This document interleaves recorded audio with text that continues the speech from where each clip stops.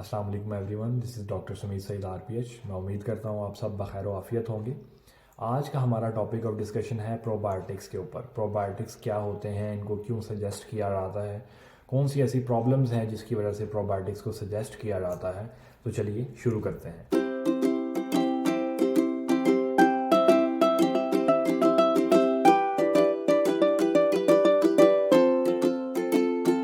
तो सबसे पहले बात करते हैं बैक्टीरिया की।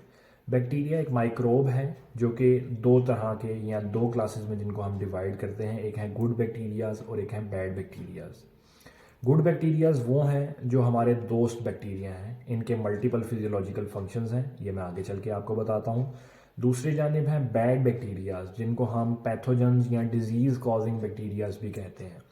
ये disease causing bacteria human beings के अंदर या बाकी जितने जानदार हैं उनके अंदर बीमारियां फैलाते हैं, डिजीज़ कॉज करते हैं, उनको बीमार करते हैं और उसके नतीजे में उस जानदार को इवन अपनी जान से भी हाथ धोना पड़ सकता है। ये सब डिपेंड कर रहा होता है उस इन्फेक्शन की सेवेरिटी और इंटेंसिटी के ऊपर, खुदा न खास्ता किस ऑर्गन में और कितना इन्फेक्शन जो है वो फैला है और कितना वो सिवियर है, ये सारा उसकी सेवेरिटी के ऊपर डिपेंड करता है। दूसरे बैक्टीरिया जो हैं ये हमारी पूरी बॉडी के अंदर मौजूद हैं। For example from oral cavity, starting from oral cavity, मुंह से लेकर हमारी gut that is gastrointestinal tract, हमारी छोटी आंत, बड़ी आंत, इसके अलावा हमारा यूरिनरी ट्रैक्ट, वहाँ पे ये बैक्टीरियाज मौजूद होते हैं। इसके अलावा हमारी स्किन के ऊपर मौजूद होते हैं। साथ ही साथ में हमारी बॉडी के अंदर बैड बैक्टीरियाज भी मौजूद होते हैं और इन दोनों का बैलेंस होना बहुत ज़रूरी है। अगर तो ये बैलेंस डिस्टर्ब होगा, फॉर एग्जांपल बैड बैक्टीरियाज बढ़ जाते हैं तो ऑब्वियसली उससे इन्फेक्शन होगा, और अगर गुड बैक्टीरियाज बढ़ जाते हैं तो इट मीन्स आपका जो नॉर्मल फिजियोलॉजिकल फंक्शन है बॉडी के अंदर, फॉर एग्जांपल ये गुड बैक्टीरियाज क्या क्या कर रहे होते हैं, ये खुराक की डाइजेशन में, उसकी एब्जॉर्प्शन में आपकी हेल्प करते हैं। इसके साथ साथ बहुत सारे जो हेल्दी वाइटामिन्स हैं, बहुत सारे एसेंशियल वाइटामिन्स हैं, उनको ये बना रहे होते हैं। इसके साथ साथ वाटर की reabsorption from the large intestine, उसके लास्ट पार्ट के अंदर इसका बड़ा इंपॉर्टेंट रोल है, वाटर की रेगुलेशन इन द बॉडी के अंदर। इसके साथ साथ ये जो बैड बैक्टीरियाज हैं, जो इन्फेक्शन कॉजिंग बैक्टीरियाज हैं, उनको भी रोकते हैं कि वो खुदा ना खास्ता हमारे ब्लड के अंदर शामिल ना हो जाएं और इन्फेक्शन कोज ना करें। सो इट्स वेरी इंपॉर्टेंट कि इन दोनों तरह के बैक्टीरियाज का बैलेंस होना बहुत ज़रूरी है। गुड बैक्टीरियाज अगर ज़्यादा हैं तो ये अच्छी बात है। इनके नंबर की बात करते हैं। गुड बैक्टीरियाज हमारी बॉडी के अंदर ट्रिलियंस की तादाद में मौजूद होते हैं। इसके साथ साथ यीस्ट भी मौजूद होती है।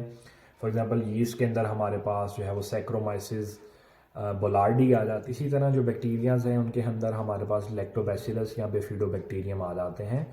इन होल माइक्रोब्स को, बैक्टीरिया प्लस यीस्ट को हम मिलाकर माइक्रोबायोम का नाम देते हैं, और ये हर एक इंसान की, हर एक जानदार की एक दूसरे से मुख्तलिफ होती है।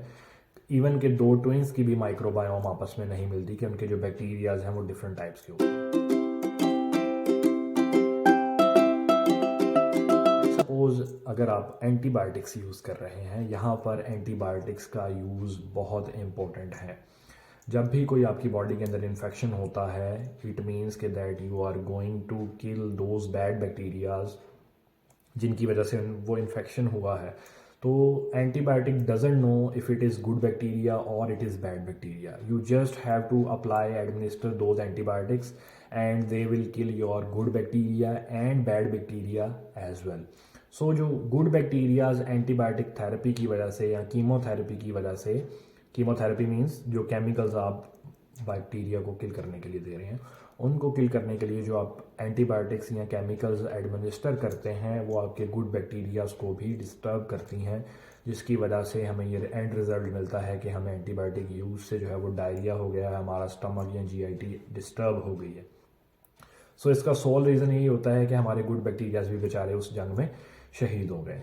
तो उनको रिप्लेनिश करना बहुत ज़रूरी है, जिसके लिए हम एक डाइटरी सप्लीमेंट या डॉक्टर सजेस्ट कर रहे होते हैं जिनको हम प्रोबायोटिक्स के नाम से जानते हैं। अब ये प्रोबायोटिक्स क्या होते हैं? ये बिल्कुल वही बैक्टीरियाज हैं जो हमारी बॉडी के अंदर मौजूद हैं, और इनको ह्यूमन ओरिजिन से ही बनाकर, इनको मल्टीप्लाई करवा कर एक प्रोडक्ट तैयार कर ली जाती है, जो कि आपके पास पाउडर फॉर्म साशेस के अंदर, कैप्सूल्स के अंदर और साथ ही साथ लिक्विड एम्प्यूल्स या सिरप की फॉर्म में भी अवेलेबल होती हैं। इनको डॉक्टर जो है वो डेली बेसिस के ऊपर साथ में रेकमेंड करते हैं आपको, ताकि आपकी जो गुड बैक्टीरियाज़ हैं उनको हम रिप्लेनिश कर सकें। इसके साथ साथ वो आपकी डाइजेशन को भी नॉर्मलाइज करते हैं, और जैसे जैसे इन गुड बैक्टीरियाज़ का जो लेवल है वो प्रोपोर्शनली जो बैड बैक्टीरियाज हैं उनसे ज़्यादा हो जाता है, तो आपका इन्फेक्शन जो है वो भी ट्रीट हो जाता है और आपकी जीआईटी भी नॉर्मलाइज हो जाती है।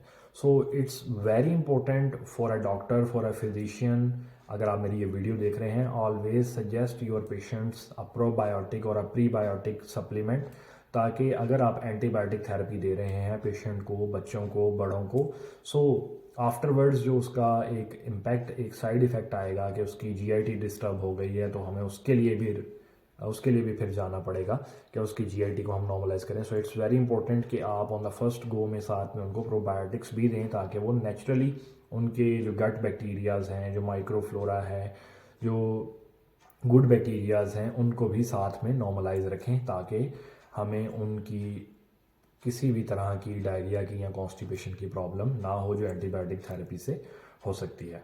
So this is the complete outline video for the probiotics या प्रीबायोटिक्स, जिसके अंदर मैंने आपको बताया कि ये होती क्या है और इनको क्यों इस्तेमाल किया जाता है। ये आपके पास बिलियंस ऑफ स्ट्रेंथ के अंदर मौजूद होते हैं। इवन के जो गुड बैक्टीरियाज है हमारी बॉडी के अंदर, they are present in the number of trillions. So एक छोटा सा माइक्रो ऑर्गेनिज्म, एक छोटा सा यीस्ट फंगस की टाइप जो हमारे जिस्म के अंदर ट्रिलियंस की, अरबों खरबों की तादाद में मौजूद हैं, और इतना इम्पोर्टेंट रोल जो है वो प्ले कर रहा है। So this is all about probiotics. इस वीडियो में जो कुछ मैंने बातें आपसे की, जो कुछ आपसे डिस्कस किया, अगर आपको पसंद आया हो तो इस वीडियो को लाइक कीजिए, इसको शेयर कीजिए, और अभी तक अगर आपने मेरे चैनल को सब्सक्राइब किया तो सब्सक्राइब कीजिए। Doctor Sameer Saeed RPH। Thank you so much.